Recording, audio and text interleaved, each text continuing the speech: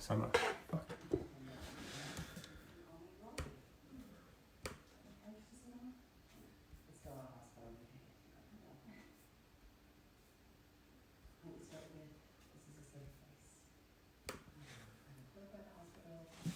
Fuck. Fuck. Merci pour le mur, les gars.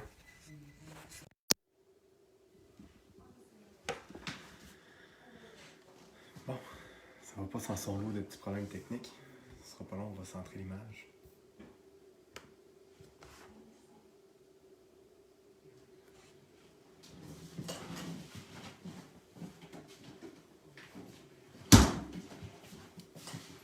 Bon. Commencer ça pour de vrai. Au petit Red Bull encore pour la route.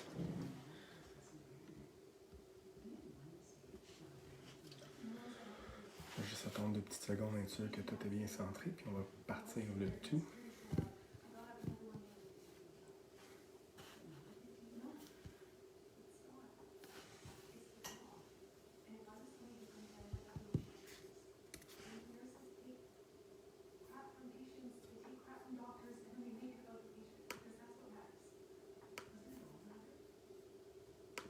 « 17 personnes, tabarouette, ça va vite. » Mais bonjour un peu tout le monde, malheureusement, avec mon setup, j'ai pas la chance de savoir qui est en ligne. Puis, je peux voir là. Nice. Bon, ben bonjour un peu tout le monde. Là. Phil Bédard, Steve Séguin, Mathieu Bourgoin, Brian, Steph Lavoie, salut. J'espère que tu vas bien, pas trop occupé. Mathieu Girard, René Leblanc, Eric, Jean Lapierre, puis M. Guy Germain. Bon, bonjour. On va attendre que le tout se passe un petit peu au fur et à mesure. Là. Mais rapidement, je vais essayer de commencer avec merci vraiment pour tous vos bons mots. Vous avez été plusieurs à m'envoyer des petits messages sur différents sujets qu'on pourrait jaser, sur différentes améliorations, puis ainsi de suite. Là, comme vous pouvez voir, j'essaie un nouveau setup de caméra. On l'a flippé, ça n'a pas l'air de flasher avec le LED. Ce qui est quand même une bonne chose. Puis je suis vraiment content de voir M. Normand Joinville de Stupid Fast Racing. Je pensais qu'elle n'avait pas être capable de se rendre, là, mais je suis content de savoir que tu es parmi nous, Normand. Fait que c'est ça. Rapidement, là, j'aimerais vraiment ça, vous remercier du support, les petites idées, les petites améliorations que vous avez essayé de me faire. J'apprécie vraiment. C'est gentil on aime tout ça niaiser, mais c'est gentil aussi d'avoir des petits encouragements de fois de temps en temps. Fait que c'est pas mal ça. Fait qu'on va jaser une couple de sujets aujourd'hui.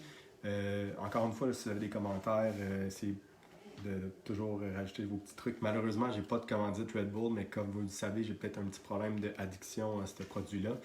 Si jamais vous êtes intéressé à commanditer les lives, on se cherche un peu une plateforme pour aller chercher un 22X4. Fait que je lance ça comme ça, mais c'est un peu une blague.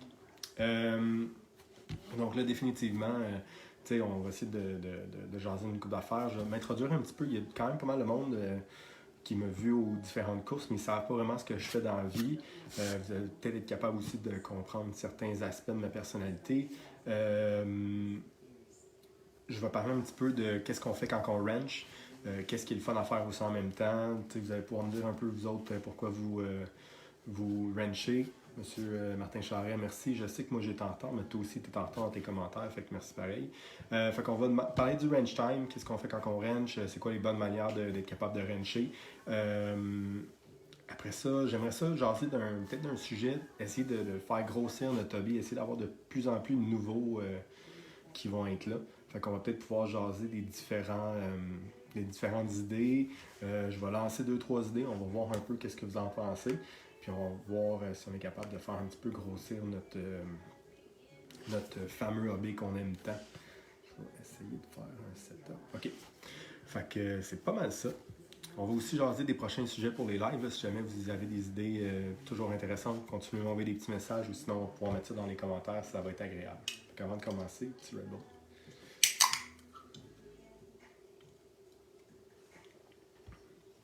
Fait que pour ceux qui ne le savent pas, en passant, comme vous pouvez voir, mon sous-sol n'est pas particulièrement bien fini. Mais j'ai essayé de rajouter un petit peu de décoration avec certains de mes produits téléguidés.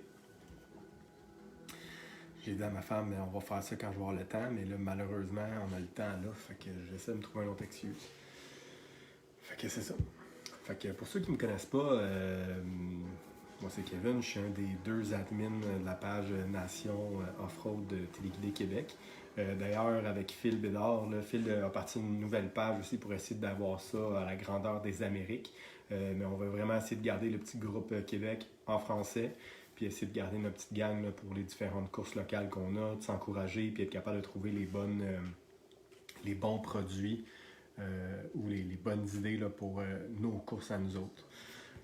C'est sûr, quand on a des gars comme Damien, Guillaume, Phil Bédard, Bégaud, Olivier Racpousseau, Damon qui vont à l'extérieur, définitivement, on va parler des courses aux States, mais pour les courses ici, puis notre petit monde à nous autres, là, c'est un peu pour ça qu'on a le groupe Nation Off-Road.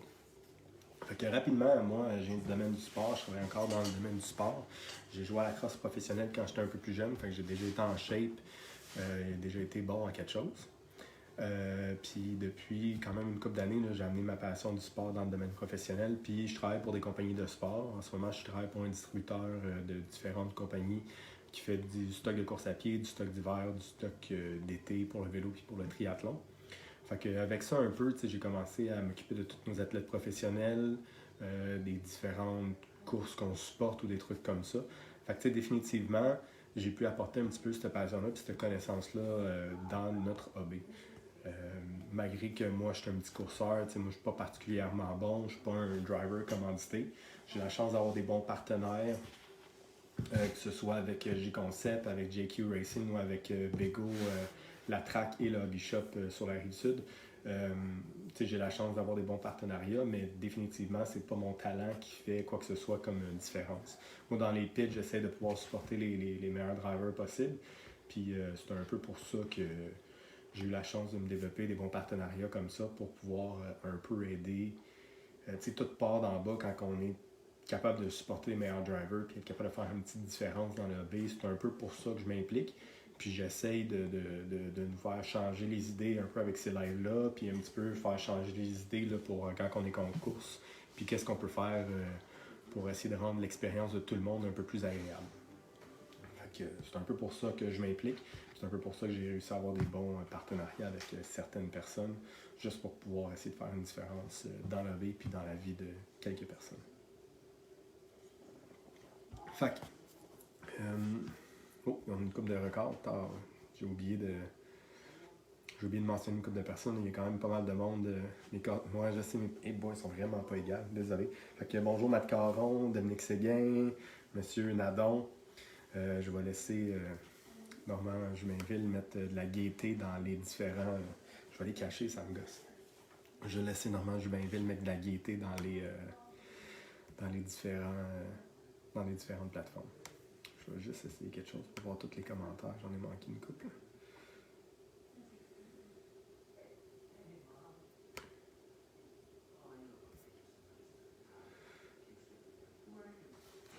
Bonjour un peu tout le monde.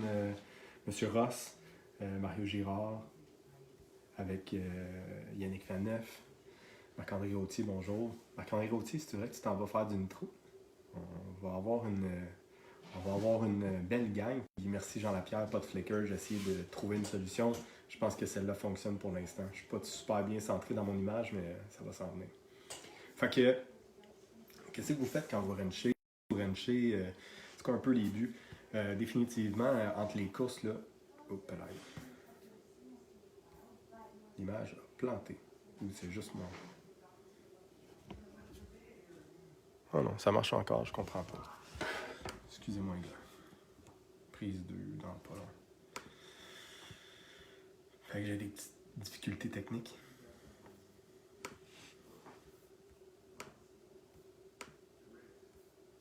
Est-ce que vous m'entendez encore? Faites juste m'envoyer un petit message privé si ça marche. Là. Je suis pas certain. Ma barbe pas égale, merci. Ah. Fuck. Là, ça marche. Good. Excusez, les gars. Ça a l'air que c'est mon image à moi qui a été capable de planter.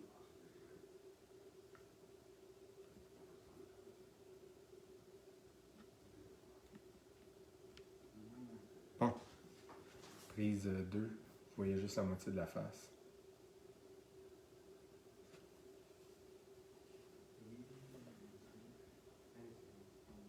Bon, moi j'ai de l'air bonne.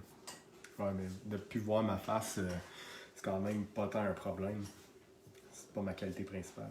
Donc, pourquoi qu'on ranch, qu'est-ce qu'on fait quand on ranch? Moi, j'aime vraiment ça, rancher, puis je pense qu'une des choses les plus fun, c'est vraiment monter un nouveau kit. Quand tu commences à la base, tu es capable de tout mettre des pièces neuves, tout fonctionne bien, c'est toujours le fun. Mais quand je vais rancher, là, je vais essayer d'améliorer un petit peu les problèmes que j'aurais eu dans mon week-end. Je vais essayer de réparer ce qui est cassé ou un petit peu plus abîmé. Je vais checker s'il y a des lustres, que ce soit au niveau des roues ou quoi que ce soit. Mais ça, la maintenance, on va parler de ça un peu plus tard. Mais tu sais, à la base, quand je viens monter des kits, quand je viens faire quelque chose, quand je viens faire des choses, définitivement, le but de rancher, c'est de penser à d'autres choses et être capable de relaxer. Fait que, moi, quand je monte des kits, j'ai souvent tendance à voir dans le background mon livre d'instruction, que ce soit sur papier ou sur mon iPad. J'ai vu ça de Jonathan Nadon aussi. Là. Il y a son ordi puis il y a son iPad avec son setup sheet ou son livre d'instruction. Je trouve que c'est vraiment une bonne idée. Puis moi, de l'autre bord, souvent, je vais avoir mon ordinateur puis je vais faire jouer des téléséries en même temps. Je pense que rancher, c'est le fun d'avoir un petit son en background. Fait que moi, les choses que j'aime le plus d'écouter quand je ranch, là, j'aime ça les affaires drôles, les affaires soft que j'ai vu quand même une couple de fois. Fait que How I Met Your Mother, c'est une des séries que j'adore jouer dans le background. J'aime aussi beaucoup mettre The Office, les 7 premières saisons pour les vrais. Là. Mais définitivement que quand tu as une petite télésérie qui joue dans le background, ça peut être intéressant. Phil Matthews aussi, il avait déjà fait ça une fois à Saint-Hyacinthe. J'avais trouvé ça bon et drôle aussi en même temps de mettre Talladega Nights avec Will Smith. Ça aussi, c'était quand même assez intéressant. Fait que je vous suggère de peut-être essayer ça dans le background la prochaine fois. L'autre chose aussi, des fois, c'est que oui, c'est beau avoir du son dans le background, mais des fois, je veux un petit peu faire le suivi sur qu'est-ce qui se passe dans le monde du téléguidé, dans le monde du sport. Fait qu'il y a quand même une couple de podcasts que je vais écouter. Puis de la bonne musique, Yannick Faneuf, ouais, ça peut être une bonne idée. Moi, je suis plus un gars de télésérie puis un gars de film. Fait que c'est pour ça que je mets ça plus que de la musique. Mais des podcasts aussi que j'aime beaucoup écouter, c'est NNRC, qui est le No Name RC podcast, qui est du team manager de JQ, Keenan White. Keenan White, c'est aussi un nouveau membre de notre page. Là. Si jamais vous voyez des publications, là, le No Name RC Podcast, c'est en général un 2 à 4 heures de stock intéressant sur ce qui se passe dans le téléguidé. Il voyage puis il se déplace à beaucoup de grosses courses. Il était d'ailleurs à DNC. Il était supposé être à PNB en fin de semaine, mais malheureusement, comme vous savez, PNB, ça n'a pas fonctionné. Puis un peu, on pourrait faire des lives là, quand ça va repartir, puis on pourrait avoir toujours un petit peu de points de différents podcasts, des choses intéressantes qui se passent dans le monde du téléguidé. Un autre aussi podcast que j'aime écouter, ça devient mon background un peu plus hockey. Là. Puis les gars qui ont. Les gars de hockey ici vont connaître probablement ça. Ça s'appelle Spitting Chicklets. C'est deux anciens de la NHL qui font un podcast qui est Paul Bissonnette, Businessy sur Twitter.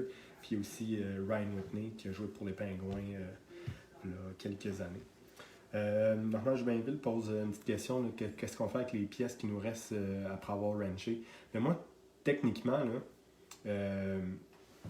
ce que j'utilise, j'aime ça remettre des 7-9 et tout. Puis là, juste avant des gelées qui n'a pas eu lieu, maintenant c'est probablement la saison de course chez Bego.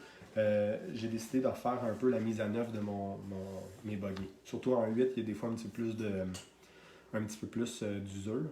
Fait que moi, sur la prochaine saison, j'ai vraiment changé toutes les bearings. J'ai changé les bearings de hub, les bearings de steering. Je me suis assuré que tout était vraiment en top shape. Puis j'ai changé aussi mes tables.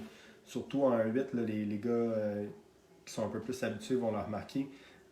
Même si les tables sont vraiment solides, des fois ils ont tendance à un petit peu tordre, à un petit peu plier. Fait que quand tu vas les mettre sur un endroit droit, souvent vous allez remarquer qu'il n'est pas de niveau.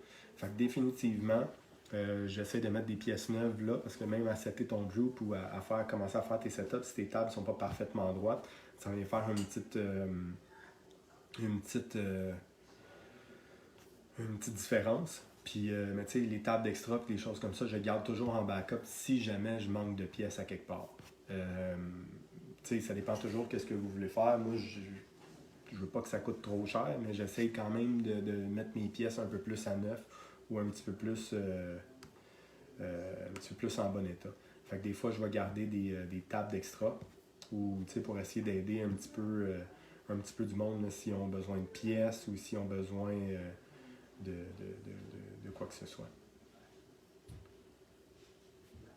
Fait que là, j'essaie de juste faire le petit suivi sur.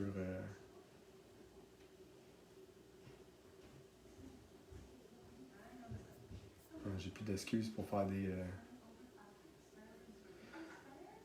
J'ai plus d'excuses pour faire les rénaux. Dis-le donc pas à ma blonde, s'il te plaît.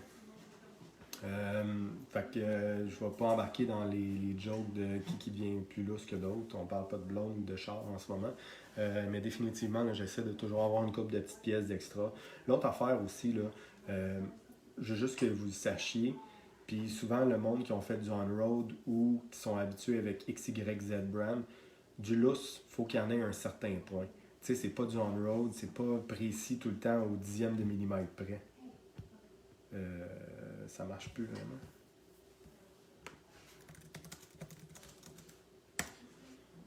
Bon, je sais plus ce que je suis rendu, on va juste. Je pense qu'on a un petit problème technique. Mais. Xavier, moi ça marche. Tu te dis que ça marche plus, mais toi t'es good. Anyways. Fait que tu sais, faut pas virer fou sur le off-road s'il y a un petit lousse. C'est sûr qu'il faut tranquillement pas vite checker l'évolution de sa voiture. Des fois, tu peux rajouter des shims à quelques petits endroits. Tu peux rajouter des shims à quelques endroits pour qu'ils commencent à contrôler ce lousse-là. Mais définitivement,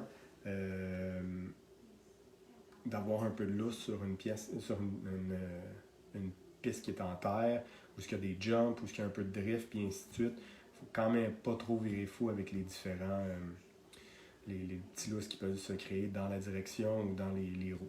Mais définitivement, j'essaie de m'assurer que tout est en bon état, il n'y a pas de crack, il n'y a rien qui est magané. Tu sais, d'être capable de le faire avant, au lieu de faire ça pendant une course, ça fait que je suis capable d'être un peu plus calme, un peu plus organisé dans mes pièces, puis je ne vais rien échapper dans le gazon ou échapper dans la poussière ou peu importe. Fait que de juste m'occuper de mes voitures un petit peu d'avance, je pense que ça donne pas un avantage, mais d'arriver à une track avec ces choses préparées fait qu'on est capable de profiter de la course et de la journée un petit peu plus. Je n'essaie pas d'écœurer personne ici en ce moment. Je sais qu'il y a du monde qui aime ça rouler beaucoup de classes. Depuis peu, là, moi, de rouler 4, 5, 6 classes, pas mal ma limite est rendue à 3. J'ai passé le temps de tout le temps courir puis d'avoir mes affaires pas prêtes. J'essaie de prendre un petit peu plus mon temps, de profiter de la gang puis du monde intéressant. Puis après ça, on va pouvoir racer les différentes classes que j'ai. Donc là, en 1-10 pour cette année, s'il en reste encore un petit peu, là, je vais vraiment me concentrer sur le 2 roues, sur le Stadium Truck, puis probablement du 4 pattes si jamais j'en rajoute un autre. Puis pour le 1-8, cette année, là, je vais vraiment me concentrer sur buggy électrique puis buggy nitro. Pour être capable d'avoir un bel événement puis pas courir comme un malade toute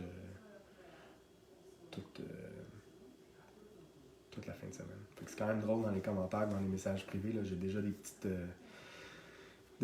jokes de ouais, mais quand tu roules tel brand, tu passes pas ton temps à rancher puis ainsi de suite. Fait que je la trouve pas mal correcte puis merci Xavier. Bon. Fait que ça, c'est des choses que j'aime faire. Je suis rendu à combien de temps? Mais moi, je parle quand même pas mal.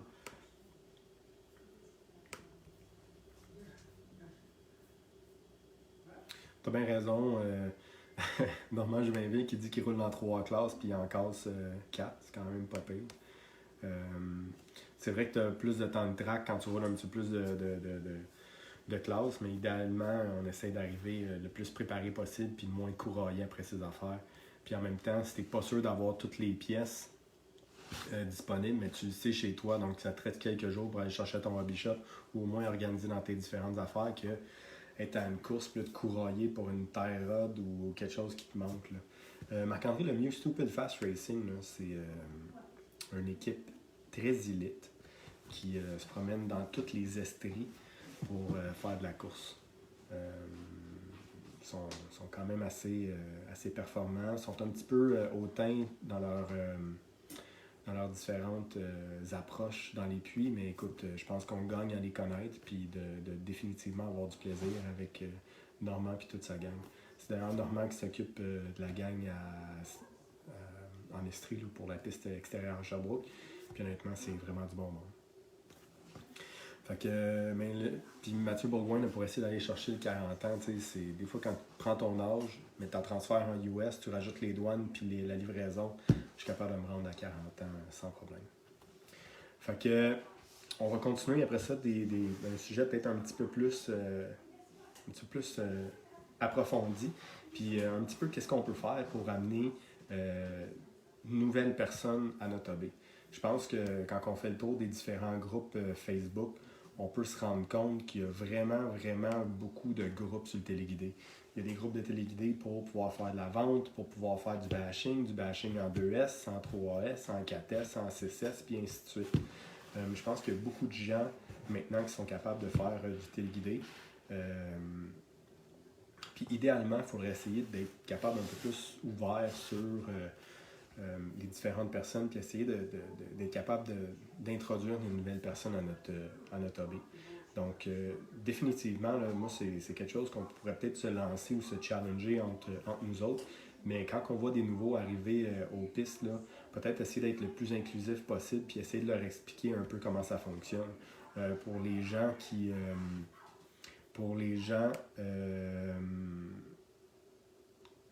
organisent les courses ou des trucs comme ça.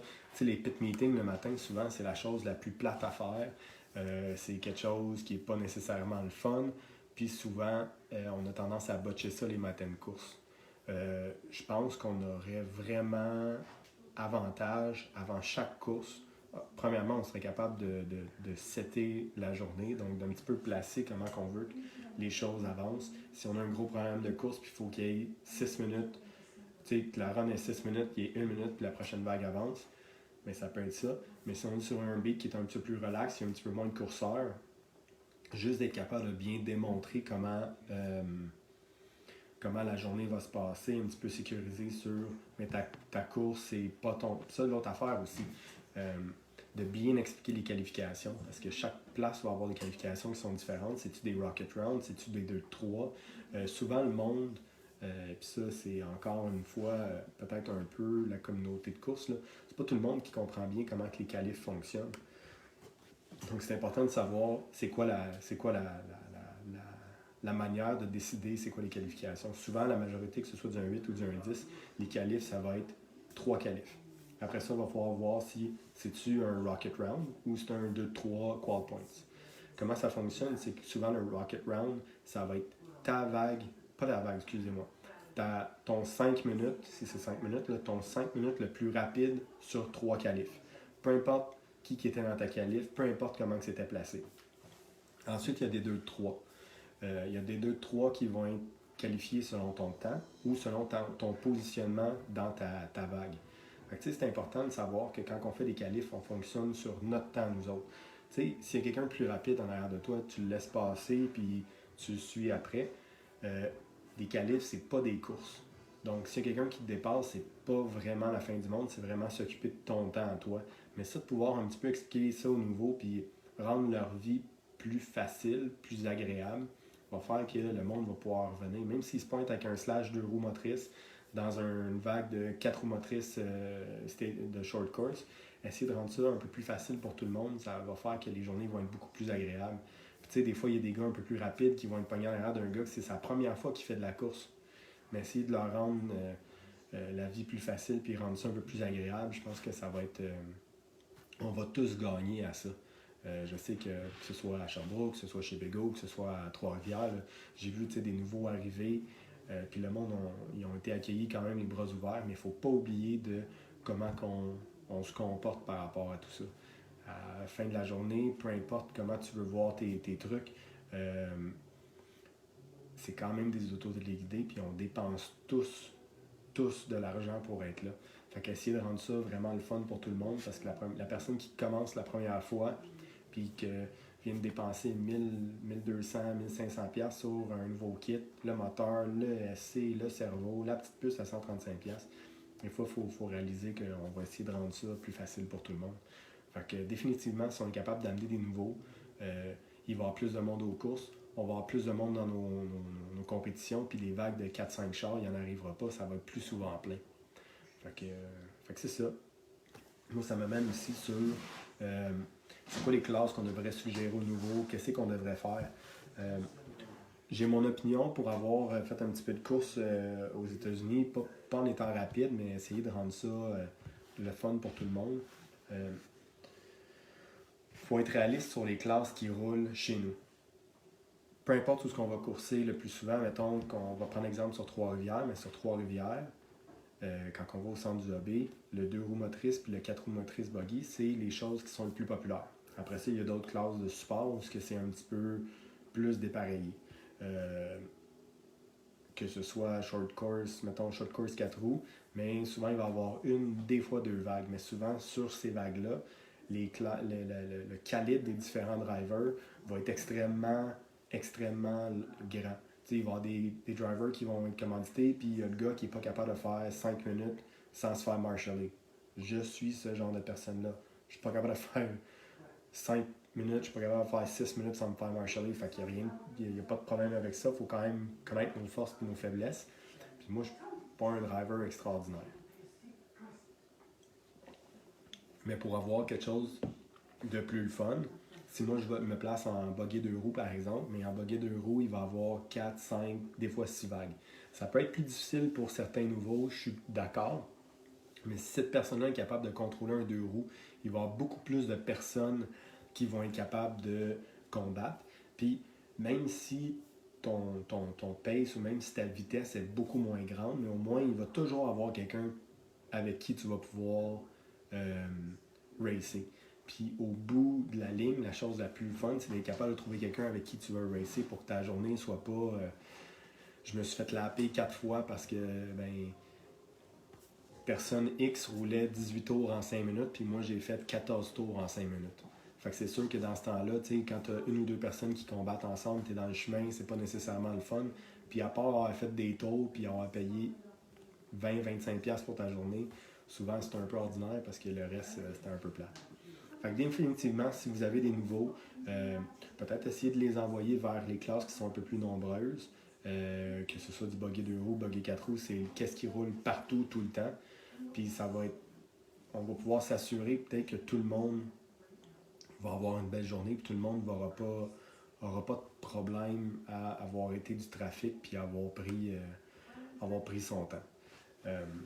C'est rien envers personne, il y a plein de classes disponibles, mais essayez de trouver quelque chose qui est facile à chauffer, puis qui a beaucoup de monde. Stadium Truck, c'est une classe qui est quand même assez facile à chauffer, qui est quand même assez solide, mais définitivement, c'est pas une classe qui est très très grosse ici. Pourtant, aux États-Unis, c'est très très grand, mais définitivement, essayer de rendre la vie plus facile à tout le monde. On a une couple de questions. Là. Je sais que Normand Jouvin-Ville, 5 minutes, c'est aussi vraiment difficile dans mon cas, mais j'essaye. Bonjour, monsieur Guillaume Tremblay, Fred, salut les gars, salut monsieur Champagne. Éric Raymond, les départs en ARC, c'est une excellente chose à jaser. Pas mal tout le monde fonctionne de la même manière. Fait que, ils ont essayé des gate start, ils ont essayé quand même plusieurs choses récemment, puis ça n'a pas particulièrement fonctionné. Fait que malheureusement, je pense que le départ en gate, c'est vraiment agréable. Il y a deux sortes de départs, là, côte à côte ou fil à fil. En 1.8 nitro, c'est souvent fil à fil. En 1.10 ou des fois e-buggy, c'est un petit peu plus côte à côte. Côte à côte, souvent au 2 ou au 3e virage, ça finit en hécatombe, puis c'est un petit peu la jungle. Fait que je pense qu'en arrière, un arrière de l'autre, ça donne un départ qui est un peu plus smooth, puis après ça se place. Monsieur Champagne, il faut essayer de trouver la meilleure plateforme pour pouvoir commencer. Je pense que 2 roues motrices, c'est vraiment le fun. C'est sûr que ça l'apprend à conduire là, pour être capable de garder le derrière toujours en ligne. Puis c'est sûr que c'est de loin la classe qui est la plus populaire un peu partout. Fait que c'est le fun, ça roule, que ce soit à Québec, que ce soit à Sherbrooke, que ce soit à Trois-Rivières en dedans, Trois-Rivières dehors. Ça roule chez Bégo sur le tapis. Puis ça roule un peu partout. Fait que c'était vraiment le fun. L'autre chose aussi que peut-être je pourrais lancer comme ça, moi, je pense que je suis quand même bien touché par ces sujets-là parce que j'étais nouveau là, tout récemment. Puis étant donné que j'ai pas vraiment de vie, j'ai passé mon temps à regarder les différentes vidéos sur YouTube. J'ai eu la chance de faire quelques courses aux États-Unis, fait que j'ai parlé beaucoup avec les team managers puis une couple de pros. Euh, la chose la plus simple quand il y a un nouveau, là, monter le char en setup de boîte, puis il faut, tu sais, oui, les gars plus expérimentés vont avoir tendance à faire le char en morceaux pendant les courses, puis recommencer à tout le monter, puis tout. Euh, il y a deux choses à essayer de supporter les nouveaux le plus possible. Premièrement, on fait un changement à la fois, puis deuxièmement, de ne pas démonter le char puis d'essayer de le refaire à toutes les runs. Trop souvent, on passe notre temps à faire des setups quand on devrait juste apprendre à conduire la voiture. Puis ça, c'est ma plus grosse faille, puis définitivement, c'est ce que je fais pas comme il faut. Fait que j'essaie pas d'être sur un piédestal puis de juger quelqu'un, mais essayer de pas tout le temps changer toutes les setups puis de s'habituer à conduire le setup de boîte, là, ça va être définitivement, je pense, une bonne manière de, de s'amuser puis pas toujours chasser c'est-tu une sorte de tire, c'est-tu le bon setup, c'est-tu ci, c'est tout ça. Je pense que ce qu'on peut donner aussi, c'est d'essayer de trouver ce que les plus rapides roulent. On fait une moyenne de ça, puis après ça, on essaie d'avoir le bon équipement. Puis après ça, j'ai une couple d'idées, peut-être à essayer de trouver des nouvelles idées. Là. En effet, M. Cyr, le Saint-Hyacinthe, le deux-wheel stock était très populaire. Puis ça, c'est quelque chose que j'ai embarqué directement là-dessus. Fait que ça va faire la meilleure plateforme pour pouvoir changer de sujet. Je vais juste regarder vite vite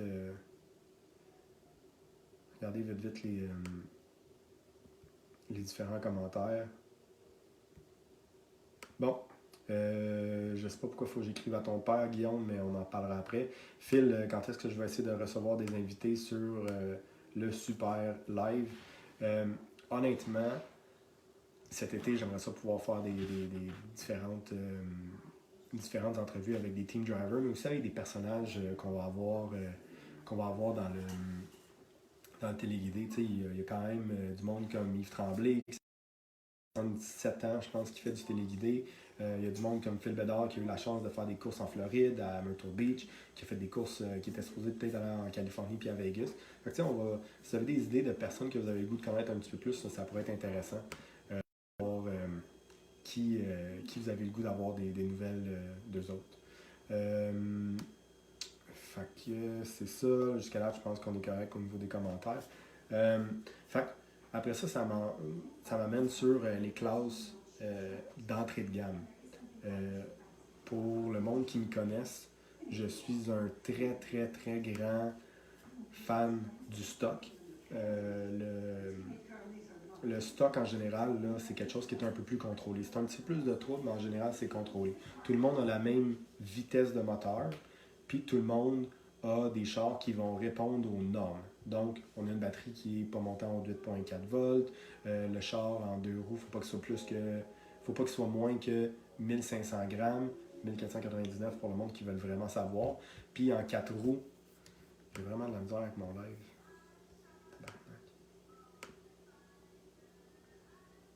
Bon, je veux juste savoir si ça fonctionne. Fait que, les poids sont vérifiés, les poids sont assurés. Puis, il y a un petit peu plus de choses à gosser dessus. T'sais, moi, je vais nettoyer mes bearings en stock, je vais m'assurer que tout roule le plus facilement possible. Mais l'autre côté du stock, c'est que c'est des voitures qui sont un petit peu moins vite, qui vont des fois coûter un petit peu moins cher. Là. On ne partira pas le débat du prix, mais il y a moyen d'en jaser un petit peu. Là. Mais d'essayer d'avoir des voitures qui vont un petit peu moins vite va faire qu'on va apprendre à conduire, à essayer de garder le plus de vitesse dans le coin, puis ainsi de suite. Je crois fortement. On a quand même, on va se dire la vérité, là, le talent qu'il y a au Québec est quand même assez impressionnant pour le petit bassin de population qu'on a dans le téléguidé. C'est une autre des raisons aussi pourquoi, quand grossissant, on va être capable d'avoir peut-être du meilleur calibre qu'on va développer, là, mais ce sera le sujet d'une autre discussion. Mais d'essayer d'avoir des classes qui sont un petit peu plus pour les drivers qui commencent. Parce qu'on prend un club race qu'on va avoir traditionnellement dans Trois-Rivières de peut-être 45 personnes, mais ces 45-là, quand on les met dans une grosse course aux États-Unis, on va avoir les mêmes 2-3 qui vont finir au Québec, qui vont quand même finir hautement placés aux États-Unis. Mais le milieu du peloton là, au Québec, il se positionnerait pas mal au milieu du peloton aux États-Unis. C'est sûr qu'il va en avoir à plus gros échelle. Fait que le gars qui serait dans le B au Québec va probablement finir dans le C ou dans le D dans des grosses courses. Mais définitivement, on a quand même un talent qui a de l'allure. Mais quand on a introduit quelqu'un qui est là-dedans nouveau, mais les voitures vont souvent beaucoup trop vite pour ce que les personnes sont capables de contrôler. Puis souvent, aux États-Unis, les classes mode sont seulement pour les pros et les 40 ans. Le 3/4 du monde vont rouler stock parce que c'est la classe qui est la plus populaire, puis c'est la classe qui est le plus qui a le plus de monde. Fait que d'avoir une voiture qui est un petit peu moins rapide, ça pourrait être quelque chose d'intéressant et avoir un peu de toutes sortes de calibres. Avoir des voitures qui sont un petit peu moins rapides aussi, ça va apprendre à vraiment avoir quelque chose qui est très serré si tout le monde a les chars qui vont à la même vitesse, ça veut dire que les batailles vont être beaucoup plus serrées. Là, il y a une différence entre du stock et du spec. Spec, c'est que tout le monde a le même moteur, tandis que stock, tout le monde a la sorte de moteur. En général, pour du 2 roues motrices, le stock, c'est du 17.5. Puis, en 4 roues motrices, le stock, c'est 13.5. Il y a aussi du Stadium Truck stock, qui est souvent la 3 ou la 4e plus grosse classe aux États-Unis dans les courses en termes de personnes. Puis le Stadium Truck aussi va être 13.5 de moteur. Fait que d'avoir des moteurs un petit peu moins forts va faire que tout est un petit peu plus serré. Les chars vont un peu moins vite, puis tout le monde est capable de les contrôler. Tu sais, je ne veux pas ouvrir encore un débat, je vais peut-être juste en discuter un petit peu, là, mais si on prend exemple sur Trois-Rivières, qu'on a une personne qui sont vraiment capables de le tenir dans le fond, puis pas avoir la voiture qui glisse ou ainsi de suite. Puis le monde qui vont dire que c'est moins rapide, souvent, il y a sur un tour de 24-25 secondes, il va y avoir peut-être 1 ou 2 secondes de différence au tour. Fait que c'est rarement vraiment une question de pure power, c'est vraiment d'avoir quelque chose qui se contrôle un petit peu plus. Fait que peut-être essayer d'avoir une classe stock, puis évidemment, les gars qui sont commandités, puis les gars qui sont très rapides, ne devrait pas rester en stock. C'est quelqu'un qui gagne le stock une année, l'année prochaine, il peut aller en mode ou quelque chose comme ça. On pourrait toujours trouver une manière, mais essayer de garder quelque chose qui est un petit peu plus constant, puis quelque chose qui est un petit peu plus compétitif pour le monde de milieu de peloton. Je pense pas que c'est une insulte de rouler en stock, mais c'est plus que ce serait d'avoir quelque chose qu'on se bat pas avec le char, puis on est capable d'avoir un petit peu plus de plaisir avec. Je vais juste suivre les commentaires vite là.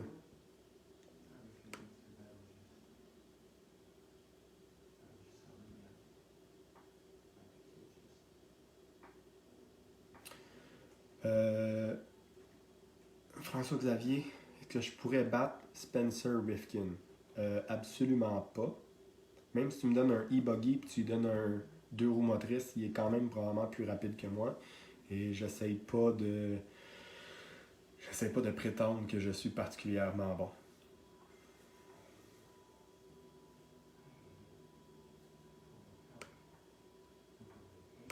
Exactement, chez Hobby Action en Arizona, il y a des classes slash 2 roues, tout le monde avec la même voiture, tout le monde avec le même moteur, tout le monde avec la même manette. Fait que définitivement, on pourrait essayer de trouver un juste milieu, mais d'essayer d'avoir quelque chose qui est un petit peu plus compétitif, puis qui est un peu moins vite, je pense qu'on pourrait gagner à, amener du monde de plus, puis 2, essayer de faire quelque chose qui nous apprend tous à bien conduire. Puis moi, j'ai encore besoin de pratiquer, j'ai même pas besoin de perfectionner parce que je suis toujours pas capable de garder mon char sur les 4 roues, mais définitivement être capable d'avoir quelque chose qui est plus tight, ça pourrait être quelque chose d'intéressant.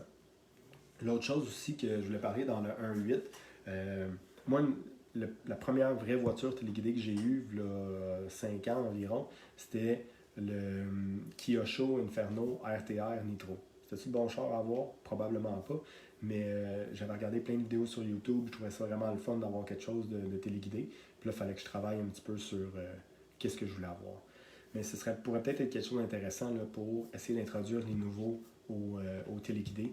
Essayez de trouver une couple de voitures que vous connaissez à suggérer des voitures RTR. L'autre affaire, quand il y a un nouveau qui arrive, souvent, il va prendre son slash qui vient juste de dépenser à peu près 500$ dessus, puis vous lui dites que c'est toute la cochonnerie. Essayez de trouver quelque chose qui est un peu plus facile à acheter, faudrait pas regarder les RTR de trop. Oui, j'ai la chance de rouler JQ Racing en 1.8, mais si je prends eux autres, si je prends ce que TLR fait, si je prends ce que... je pense pas que le Asso RTR 8.2 il est extraordinaire, là, mais d'essayer de regarder les différentes plateformes RTR, puis je suis pas mal convaincu que la majorité d'entre nous devrait être capable d'être presque aussi compétitif en 1.8. En 1.10, souvent, c'est juste du plastique, mais en 1.8, il va y avoir quand même un camber gauge. Il va quand même avoir une coupe de... Il va quand même avoir une coupe de différenciation. Mais d'essayer d'avoir quelque chose qui est facile pour le monde à commencer, ils n'ont pas besoin de tout le temps domper 1500$ en commençant. Le Brett de A-Main Hobbies, puis ça, je vous invite à aller le voir, puis je pense que ça peut être un bon point de regarder ça. A-Main Hobbies, ils ont quand même un channel YouTube qui est relativement fort. Puis un des employés a pris un auto RTR Nitro. Fait qu'encore plus, le Nitro, c'est la pointe de la pointe de tu veux être sûr que ça fonctionne bien. Je suis pas sûr que le moteur Nitro, c'est la meilleure idée d'un RTR, mais il a quand même été capable de le faire. Fait qu'il a pris un RTR Nitro flambant neuf, dans la boîte, puis il a été racé avec au cours d'une fin de semaine. Fait qu'il a pris 6 vidéos pour un petit peu faire l'explication, puis faire qu'est-ce qui se passe. Puis il a été capable de se rendre à une course. La chose la plus importante, souvent, c'est de changer les pneus, là, mais le reste, là, vraiment, essayer d'avoir quelque chose de RTR, quelque chose qui coûte pas cher et qui est quand même facile d'entrer dans le hobby. Après ça, il s'achètera une manette. Après ça, il s'achètera aussi. Mais d'essayer de trouver quelque chose qui est le plus facile comme classe d'introduction. Je vais juste refaire le tour des petites questions, là. Je suis cool qu'il y a quand même une couple de partants pour le stock. Moi, je suis vraiment un très très grand fan de stock. Si c'est quelque chose qu'on pourrait faire, j'aurais beaucoup de fun. Je pense que Marc-André voulait vraiment un ball diff pour avoir quelque chose qui est un peu plus facile sur le lousse comparé à un gear diff qui est plus difficile. Si on compare à ce qui se passe du côté ovale ou du côté on-road, le on-road va avoir la classe Tamiya Truck, puis à Saint-Roch, dans le temps, il y avait le Fortec qui était des chars qui coûtaient dans la boîte, les pneus, toute la patente, 200$. Même chose avec le Tamiya Truck. Tandis qu'en mode boss en ovale, là, ils ont 3 classes. C'est débutant, slash de boîte avec un body. Après ça, tu peux changer le moteur. Après ça, tu peux changer le moteur, puis avoir des nouveaux pneus. Fait que, on essaie d'avoir quelque chose de le plus facile pour tout le monde. À Trois-Rivières, ouais, le Gear Diff, ça va pas super bien. Le choix de RC pour les nouveaux commence surtout dans le hobby shop.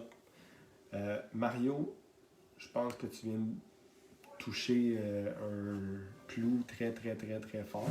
Idéalement, il faudrait que les hobby shops soient impliqués dans la course. On regarde le centre du hobby, il y a un Tabagie qui est vraiment très bien impliqué. Je pense que Damien travaille fort avec le staff pour essayer d'éduquer tout le monde là-bas. Je pense que Bego Racing, avec les différentes tracks qu'il y a autour de lui, est capable de bien conseiller les gens. Mais définitivement, essayer d'acheter la bonne chose en magasin, là, ça pourrait être le fun. François Xavier Champagne, j'aime ça. C'est le fun d'avoir du monde qui sont présents dans les commentaires. Il y a une piste à Trois-Rivières qui est le circuit off-road téléguidé Trois-Rivières, CTOR, je pense, sur Facebook. Il y a une piste qui fait le 1.8 et le 1.10. C'est chez quelqu'un, fait que tu peux vérifier, là, c'est chez Dave Hamelin. Tu peux trouver les informations sur Facebook. Puis définitivement, là, c'est quelque part où tu peux rouler 1.8 puis 1.10 en même temps. Fait une voiture, tu peux rouler pas mal partout. RTR, c'est ça te prend juste souvent une tapuce. Puis là, les cerveaux et les manettes vont être discutables, mais en partant, ça va quand même être quelque chose qui va fonctionner. Il y a quand même beaucoup de monde qui disent des choses drôles. Je vais essayer de passer à travers ça. C'est ça, tu sais, il faut essayer de rendre ça facile pour un peu tout le monde, puis essayer de rendre ça agréable. C'est aussi, je me rappelle là, à Saint-Hyacinthe, qu'est-ce qui se passait, il y a du monde qui roulait stock, puis qui prenait ce char-là, puis qui allait rouler aussi en open. Puis en open, souvent, là, c'était quelqu'un middle of the pack qui se faisait le C, des fois qui faisait le B. Fait que, définitivement, on est capable d'être proche. Idéalement, essayer de supporter le plus possible. C'est cool que Damien vende des Dromeda, je pense que c'est la meilleure machine de course.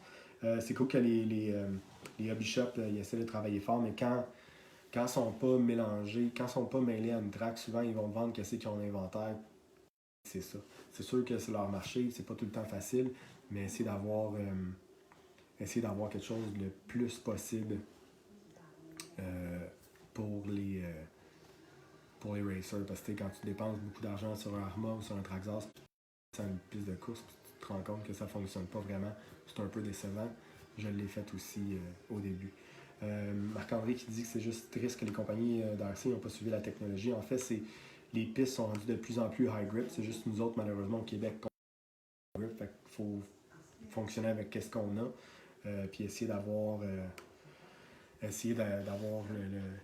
un setup qui fonctionne pour les pistes ici. Mais si on va aux États-Unis, là, même si c'est pas la même couleur de terre, la grip est mal pareil partout. C'est tout le temps les mêmes tires. Puis c'est un peu plus facile. Fait que j'ai parlé des classes d'introduction, j'ai parlé des classes 1.8 RTR. Tu sais, je pense que ça l'a encore planté. Non, ça fonctionnait. Eric, je pense.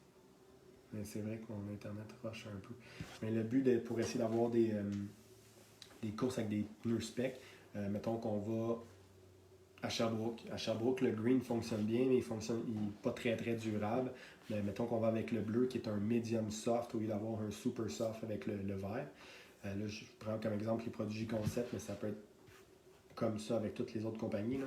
Mais d'avoir un pneu qui est un peu plus durable, une petite affaire moins performant va faire que tout le monde va avoir le même pneu et va être capable de durer toute la fin de semaine, tandis que quelqu'un qui est commandité ou qui a un petit peu plus de budget, mais il pourrait prendre une sorte de pneu à chaque course et d'avoir quelque chose qui coûte beaucoup plus cher à la fin de la journée. Fait que d'être capable de synchroniser ça puis d'essayer d'avoir un petit plancher pour réduire les coûts puis essayer de faire quelque chose de le fun puis de proche, ça pourrait définitivement être quelque chose qui est agréable. Faut intégrer ceux qui font pas de pratique. Tu sais, idéalement, il faut trouver quelque chose qui est agréable. Puis je pense qu'en finissant ce topo-là, je vais donner un exemple de monde qui sont proches de moi. Oui, j'ai Internet limité, Jonathan, mais mon Internet a l'air de rusher. Je vais finir avec ça, puis après ça, je vais répondre à la dernière question de François Xavier. On essaye tous d'être les meilleurs ambassadeurs pour notre hobby. On essaye tous de dire à tout le monde autour de nous que c'est vraiment le fun puis qu'on est capable de faire ça longtemps. Mais faites juste attention comment vous le faites. Puis je pense que d'amener du monde à la track et ensuite de ça l'introduire à une course, c'est la meilleure stratégie. Moi, cet été, j'ai commencé à introduire des gens au hobby, des nouveaux courseurs. Puis je les ai amenés à une course de 4 jours, excusez-moi, à l'automne. Fait que je les amenais à une course de 4 jours. Les gens n'étaient pas habitués de faire beaucoup de courses. Puis ils arrivaient avec leur plat de pièces, qu'est-ce qu'il y avait comme pneus, puis ils ont essayé de toffer. Fait que, tu sais, pour un nouveau, c'est un peu intimidant. Quand tu te pointes dans une nouvelle place, tout le monde est super concentré, ils saucent les pneus, ça sent le varsol, t'as mal à la tête, c'est un peu le bordel. Puis eux autres, ils ont commencé à mettre de la sauce un peu en malade mental, on va mettre ça comme ça. Les pneus ont commencé à gonfler, ils tenaient plus pantoute. Puis ils passaient leur temps à arranger et à essayer de changer des setups pour pas grand-chose. Fait que pendant 4 jours, eux autres, c'était comme un peu un fardeau de se rendre aux courses puis d'essayer de comprendre un peu le monde qui se passait. Fait que, puis ces deux personnes-là, malheureusement, là, ils coursent plus pantoute. Ils vont pratiquer une fois de temps en temps, mais quand tu leur dis course, c'est trop sérieux, c'est trop compliqué, puis c'est pas vraiment le fun. Nous autres, on aime ça, les courses qui sont 2, 3, 4 jours. On voit l'évolution de la piste, l'évolution de notre talent, nos temps, pis ci, pis ça. Mais pour quelqu'un qui commence une grosse course, que ce soit la Québec Classique, la Québec Cup, même des Gili, c'est pas toujours le meilleur environnement parce que ils ont pas beaucoup de temps sur la piste. Parce que, tu sais, souvent, ils n'ont pas 3 ou 4 chars. Ils ont un char ou 2 chars. Fait que, tu sais, de rouler 5 minutes à toutes les heures, c'est pas quelque chose qui est vraiment le fun pour un nouveau. Parce que là, il n'a pas le temps de s'habituer, il sait pas comment que ça se passe. Puis là, tout le monde range, tout le monde change des affaires. Puis les autres sont comme un peu mal pris. Fait que définitivement, là, si vous voulez introduire des nouveaux, essayez de trouver une classe RTR, essayez de trouver quelque chose qui va diminuer les coûts. Puis des fois, là, leur vendre du stock use de Team Durango qui n'existe plus depuis 2010, c'est pas nécessairement la meilleure chose. Moi, je travaille fort pour essayer d'être capable de me payer du neuf, mais tu sais, essayer de trouver quelque chose qui n'est pas trop vieux. souvent, là, ils voient des affaires qui sont déjà rendus une ou deux générations plus loin. C'est peut-être pas leur donner un gros coup de main d'essayer de leur faire acheter des plateformes qui sont un petit peu dépassées puis qui vont manquer de pièces. Parce que définitivement, c'est du monde qui vont casser des tables puis des choses comme ça. Fait que, peut-être le petit conseil que je peux vous donner puis qu'on vient là-dessus, là, on essaie de faire venir du monde, on essaie de les introduire aux classes qui sont les plus nombreuses, mais aussi de ne pas les faire venir à une grosse course de 2, 3, 4 jours parce qu'ils vont être perdus. Essayez de l'amener une ou au moins deux fois à la piste pour qu'ils puissent commencer à voir un peu de quoi ça a l'air, essayer d'être timé, qu'ils sachent un peu quoi utiliser. Puis quand c'est le temps de. Quand c'est le temps de, de racer, ben, une course d'une journée, la journée va être bien remplie. Puis je pense qu'ils vont avoir eu un petit peu plus de fun que juste. Juste. Juste faire un événement de une fin de semaine au complet, puis après ça, c'est pas super le fun. Fait que là, c'est vrai que j'ai fait bosser l'Internet, mais je pense que c'est mon Internet chez moi qui est un peu malade.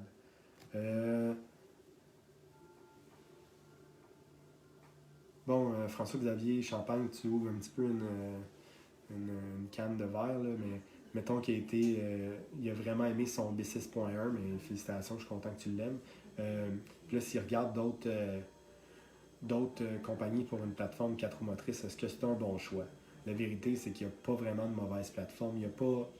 Qu'on regarde Yokomo, qu'on regarde TLR, qu'on regarde Associated, qu'on regarde Kyosho, qu'on regarde Techno, qu'on regarde toutes les autres compagnies d'un 8, je pense pas qu'il y a aucune plateforme qui est mauvaise. Il y en a qui ont des limitations sur certaines affaires, mais la chose qui est le plus important, c'est essayer de trouver une plateforme que d'autres personnes roulent dans le coin, que ton hobby shop est capable d'avoir les pièces. C'est bien cool d'avoir quelque chose, j'oublie X-Ray, mais c'est bien cool d'avoir quelque chose d'exotique, mais si personne n'a les pièces, mais des fois, c'est pas tout le temps le fun d'avoir deux ou trois chars en pièces détachées pour être sûr que t'en manques pas. Fait que juste regarder les différents choix, mais définitivement, il n'y a pas de mauvais brand, peu importe ce que tout le monde va dire. Moi, j'ai la chance de rouler JQ en 1.8. Si jamais tu as des questions à ce sujet-là, ça va me faire plaisir. Puis je pense qu'il y a vraiment plein de team drivers qui vont pouvoir t'aider sur différents sujets si tu as besoin de pièces ou si tu as besoin de petits conseils. Mais tu sais, il ne faut pas tout le temps virer fou avec les setups. Puis les setups de pros que vous trouvez sur Internet, c'est souvent fait pour des pros qui veulent leur char super là, super rapide, mais c'est souvent pas quelque chose qui est facile à conduire pour le monde normal comme moi et comme nous autres. Juste à faire vite vite les commentaires. Je sais pas ce que Fred a dit, mais Jonathan a dit que tu as raison. Définitivement, là, ce serait essayer. Je trouve ça cool que tout le monde dise ça, là, mais essayer de rendre le tout pas mal plus facile d'essayer de rentrer du monde. Là. Je pense qu'on va tous avoir plus de fun. Sauce à pizza, sauce à manette, bonne chance. Chez Dave Hamelin, c'est aussi une très bonne. Il n'y a pas vraiment de mauvaise place pour commencer. C'est juste que par expérience personnelle, puis je m'en suis rendu compte, puis j'écoute le podcast avec Keenan White de No Name RC Podcast, c'est vrai que quand tu introduis quelqu'un à une grosse course, c'est pas mal la meilleure solution pour qu'il n'y ait pas de fun. S'il roule une fois toutes les 2 heures ou une fois par heure, puis 5 minutes de temps, puis le reste du temps, t'attends pas mal que la vie passe. Fait que tu sais, essayer de trouver quelque chose qui est facile pour un peu tout le monde, là, définitivement le faire. Si jamais vous voulez partager les idées, on peut le faire. On peut essayer de l'impliquer aussi dans une prochaine course, là, que ce soit avec les différents race directors. Je peux essayer de leur parler puis voir qu'est-ce qu'on peut amener pour rendre ça plus facile, mais essayer de rendre ça toujours compétitif pour tout le monde. J'ai roulé beaucoup de classes depuis le début de la saison. En 1.10, j'ai roulé Spec, j'ai roulé 2 roues, j'ai roulé 4 roues, j'ai roulé Stadium Truck. Honnêtement, moi j'ai un petit peu changé. Malgré que je suis un grand fan de stock, j'ai un petit peu changé de classe. Parce que moi, me faire lapper 3 fois sur 5 minutes, je trouve ça un petit peu ordinaire. Fait que moi, j'aime mieux avoir du fun avec du monde qui sont tous de mon calibre, puis d'être capable de racer. Parce qu'à la fin de la journée, c'est quand tu as fini tes qualifs et tu es rendu à la course. Mais la course, c'est essayer d'avoir du fun, puis définitivement s'amuser. Guillaume Tremblay amène un bon point sur sa course à lui, qui est le Québec Cup, mais c'est quelque chose aussi que le championnat de Trois-Rivières avait fait. être capable de faire des triple main, donc d'avoir 3 courses de suite. C'est vraiment le fun parce que si tu manques ton départ, il te reste 2 autres courses pour te replacer puis te reprendre. En terminant, le hobby, c'est vraiment le fun. Il faut juste essayer de rendre ça accessible à tout le monde. Puis avec les groupes de bâcheurs au Québec, il y a 3000 personnes. Puis que, tu sais, les gros groupes sur Facebook, il y a plein de monde qui fait du téléguidé. Il faut juste essayer de les amener à la course, puis faire qu'il y ait du fun, puis pas compliquer la vie pour personne. Parce qu'à la fin de la journée, on travaille tellement fort pour nos dollars, puis dans la vie, que le hobby, c'est fait pour s'amuser, puis un peu décrocher. Ça, c'était pas mal. J'étais supposé de faire ça 25 minutes de temps, mais j'ai pris comme quasiment 1 heure. C'est pas mal ce que je voulais vous jaser aujourd'hui. On va pouvoir continuer d'échanger dans les commentaires. On va pouvoir parler du stock, ça va me faire vraiment plaisir. La dernière affaire que je vais vous dire, c'est que là, je vous ai dit, on va faire 2 lives par semaine pour l'instant. Fait que ça va être le mercredi, ça va être le dimanche. Dans les plans futurs, c'est essayer de faire des entrevues, que ce soit sur place ou là, je vais peut-être essayer d'installer Zoom ou mélanger ça ensemble. Puis on va commencer à monter un petit peu des produits. Je suis chanceux, je devais recevoir une boîte d'un de mes commanditaires vers la fin de la semaine. Fait que si on est chanceux, dimanche, on va avoir des nouvelles pièces à regarder, des nouvelles nouveautés qu'on va pouvoir jouer un petit peu avec. Si jamais vous voulez, je peux peut-être vous montrer un petit peu mon Buggy Nitro JQ. Je devrais aussi avoir un nouveau char à monter au cours des prochains jours ou semaines. Fait qu'on va pouvoir faire des petits segments là-dessus. Mais définitivement, essayer de garder ça le fun, essayer de voir des choses nouvelles. Je suis pas. C'est normal. Je suis pas payé pour faire ça. J'essaie pas de vous garocher un produit dans le fond de la gorge. J'essaie juste de jaser de téléguidé parce que c'est le fun. Puis on aime toutes beaucoup nos bébelles. Fait que je vais fermer ça dans peut-être 10-15 secondes. Si jamais vous avez des questions, mettez-les dans les commentaires. Je vais répondre un petit peu après. Merci Normand pour mon maquillage. Puis François-Xavier, pour vrai, si tu me vois à quelque part, là, que ce soit à Trois-Rivières ou si tu veux venir aux autres courses, ça va me faire plaisir d'avoir un Red Bull. Si tu vas me voir, ça va me faire plaisir de te donner un petit coup de main. Fait que, à la prochaine.